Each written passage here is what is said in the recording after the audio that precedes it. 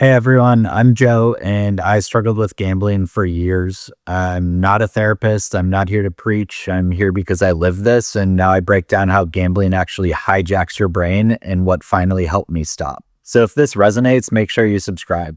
Gambling is basically like being on a boat that's taking on water, not because you don't know that it's sinking, but because you keep believing you can bail it out fast enough. At first, it feels manageable. There's a little water in the bottom of the boat, but it's fine. And you grab a bucket, you scoop some out, you feel a little bit of relief, and that relief is actually where the trap is. Because every time you bail water out, your brain starts to go, see, we're okay, we're still floating, we're just fine. So today I want to break down why gambling feels endless, why being up actually makes you stay longer, and why once the water starts coming in, your brain convinces you that stopping isn't an option. And if you've ever felt like you're constantly fixing a problem that never actually goes away, stick with me here because this is going to make a lot of sense. Let's say you start gambling and all things are going well. You're winning, you're treading water just fine, and then you take on a loss. No big deal, right? You scoop some of that water out, and then another loss, and then another scoop. And now instead of asking, why is there even water in my boat in the first place, your entire focus becomes,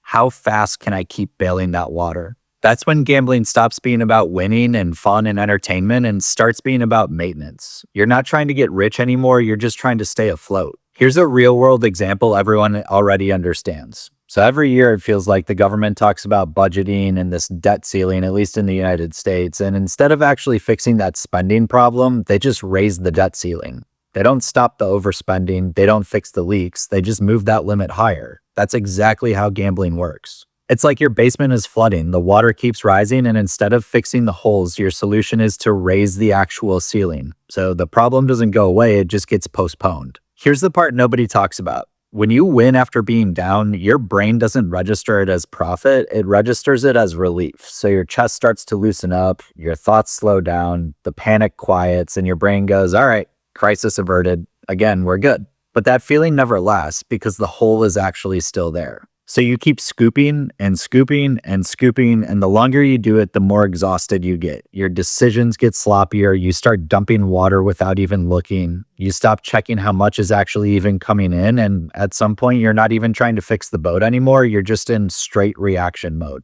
And that's when gambling turns dangerous, because once the water gets high enough, you stop thinking clearly. You start thinking things like, I just need one good scoop. I just need to get back to where I was. I can't stop now or it'll all be for nothing. That's not logic, that's panic. And eventually, the moment comes that every gambler knows. The water is too high, your arms are tired, your hands are shaking and blistered, and instead of slowing down or stepping back, you say, screw it. And you start throwing money anywhere, just hoping anything works. That's the 18 parlay, that's the all-in bet, that's the one last shot. Not because you believe you'll win, but because you can't stand the idea of sinking slowly. And here's the hard truth. You were never supposed to win the bailing game because the goal was never to stay afloat forever. The system is designed so the water keeps coming in. Faster, louder, more relentlessly.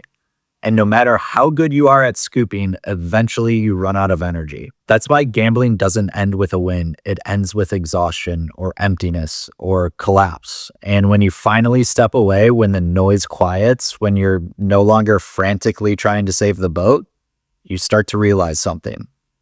It was never about the money. It was never about the win. It was about escaping the panic and pretending the hole didn't exist. Because the only way to actually survive was never to bail harder. It was to stop playing the game altogether.